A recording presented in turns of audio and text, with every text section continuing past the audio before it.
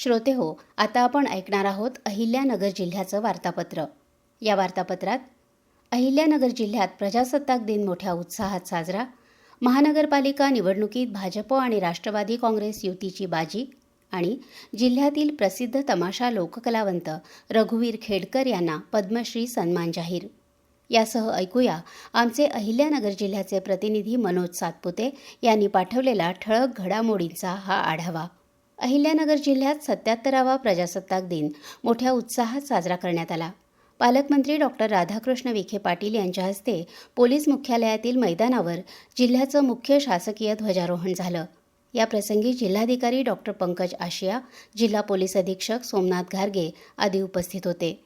संचलनात पोलीस, गृहरक्षक दल तसंच विविध शाळांमधील विद्यार्थ्यांनी सहभाग घेतला. राष्ट्र प्रथम या संकल्पनेवर शहरातील 25 माध्यमिक शाळांमधील सुमारे 5,000 विद्यार्थी-विद्यार्थिनींनी देशभक्तीपर गीतांवर सामूहिक कवायत सादर केली. हा उपक्रम विद्यार्थ्यांमध्ये राष्ट्राभिमान, स्वयंशिस्त, आरोग्य जागृती आणि व्यायामासाठी प्रेरणा देणारा ठरला. प्रजासत्ताक दिनाच्या पूर्वसंध्येला आणि वंदे मातरम गीताच्या निर्मितीच्या 150व्या वर्षानिमित्त अहिल्यानगरच्या ऐतिहासिक भुईकोट किल्ल्यावर भारतीय सैन्याच्या मेकॅनाइज्ड इन्फंट्री रेजिमेंटच्या बँड पथकानं देशभक्तीपर गीतांचं सादरीकरण केलं.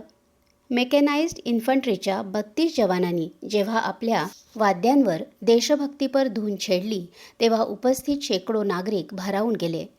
वंदे मातरम, मेरा मुल्क मेरा देश आणि कदम कदम बढ़ाए जा या गाण्यांच्या सुरांनी उपस्थितांच्या अंगावर रोमांच उभे केले.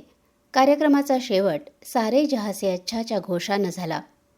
संरक्षण मंत्रालय आणि शिक्षण मंत्रालयाच्या वतीनं 2025-26 मध्ये आयोजित केलेल्या वीरगाथा या राष्ट्रीय स्पर्धेत संपूर्ण देशातून 100 विद्यार्थ्यांची पुरस्कारासाठी निवड करण्यात आली होती. यामध्ये अहिल्यानगर जिल्ह्यातील जिल्हा परिषदेच्या प्राथमिक शाळेतील मंजुश्री सुधीर घोरपडे हिची निवड झाली होती. तिला 24 जानेवारी रोजी भारताचे संरक्षण राज्यमंत्री संजय सेठ, शिक्षण राज्यमंत्री जयंत चौधरी यांच्या हस्ते नवी दिल्ली इथं वीरगाथा राष्ट्रीय पुरस्कार प्रदान करण्यात आला.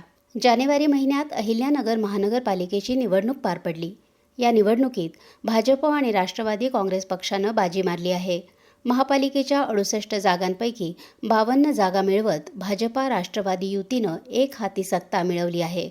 या महानगरपालिकेत राष्ट्रवादी काँग्रेस पक्ष प्रथम क्रमांकाचा पक्ष ठरला आहे, तर भाजपा दुसऱ्या स्थानावर आहे. या निवडणुकीत भाजपनं आपला मित्रपक्ष असलेल्या शिवसेनेला दूर ठेवलं. शिवसेनेला फक्त 10 जागांवर समाधान मानावं लागलं. या निवडणुकीत बहुजन समाज पार्टीचा एक उमेदवार आणि MIMचे 2 उमेदवार निवडून आले. राष्ट्रवादी काँग्रेस पार्टी शरदचंद्र पवार पक्षाला आपलं खातंही उघडता आलं नाही. जिल्ह्यातील प्रसिद्ध लोककलावंत रघुवीर खेडकर यांना त्यांच्या तमाशा कला क्षेत्रातील योगदानाबद्दल पद्मश्री सन्मान जाहीर झाला आहे. या क्षेत्रात काम करणाऱ्या कलावंताला पहिल्यांदाच पद्म सन्मान जाहीर झाला आहे. रघुवीर खेडकर 70च्या दशकापासून आजपर्यंत तमाशातला सोंगाड्या रंगवीत आहेत. ते उत्तम गायक, उत्तम नर्तक, उत्तम अभिनेता आणि कुशल समाज प्रबोधनकार देखील आहेत. 1980 ते 2019 या 39 वर्षात त्यांनी सुमारे 450हून अधिक ठिकाणी विनामोबदला कार्यक्रम सादर करून सुमारे 1.5 कोटी रुपयांहून अधिक रक्कम देणगी म्हणून दिली आहे. अहिल्यानगर जिल्ह्यातील बिबट्यांचा वावर आणि मानव बिबट्या संघर्ष रोखण्यासाठी वनविभाग आता सज्ज झाला आहे. जिल्हा नियोजन समितीच्या माध्यमातून वनविभागाला सुमारे 8,26 लाख रुपये किमतीची अत्याधुनिक सामग्री देण्यात आली आहे. पालकमंत्री डॉक्टर राधाकृष्ण विखे पाटील यांच्या हस्ते या नवीन साहित्याचं लोकार्पण करण्यात आलं. यामध्ये अत्याधुनिक वाहनं, अंधारात उपयोगी पडतील असे चष्मे, थर्मल ड्रोन, डार्ट गन आणि ट्रॅप कॅमेरे यांचा समावेश आहे. तसंच कर्मचाऱ्यांच्या सुरक्षेसाठी खास जॅकेट्स, जंगलात वापरण्याचे बूट आणि फायबरच्या ढालीही देण्यात आल्या आहेत. अहिल्यानगर जिल्हाधिकारी कार्यालयात नुकताच राष्ट्रीय मतदार दिन साजरा करण्यात आला. लोकशाही प्रक्रियेत मतदारांचा सक्रिय सहभाग हा कणा असून प्रत्येक मतदारानं आपल्या मतदानाचा हक्क बजावणं अत्यावश्यक असल्याचं जिल्हाधिकारी पंकज आशिया यांनी यावेळी सांगितलं. तर श्रोते हो, हे होतं अहिल्यानगर जिल्ह्याचं वार्तापत्र. आमचे अहिल्यानगर जिल्ह्याचे प्रतिनिधी मनोज सातपुते यांनी पाठवलेली माहिती आपण ऐकलीत.